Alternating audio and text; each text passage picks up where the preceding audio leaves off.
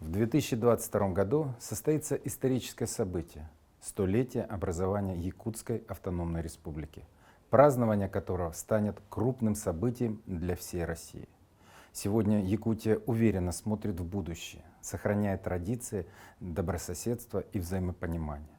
Растет рождаемость, увеличится средняя продолжительность жизни, строится жилье и дороги, возводятся социальные объекты, развивается промышленность, сельское хозяйство, улучшается благосостояние якутян.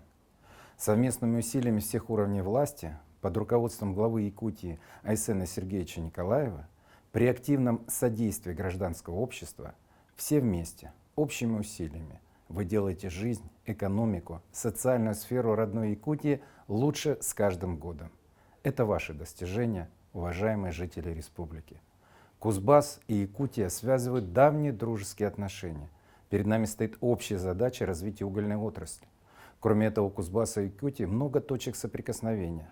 Например, именно через республику Сака проходят транспортные артерии БАМ и Транссиб, по которым двигаются наши грузы на восток. У нас уже есть практика сотрудничества в области образования и культуры. Мы будем продолжать дружеский обмен в разных сферах. К своему юбилею Якутия обновила максимум показателей в добывающих отраслях.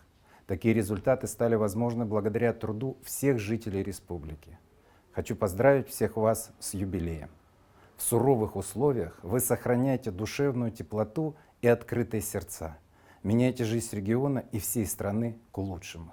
С праздником, дорогие якутяне!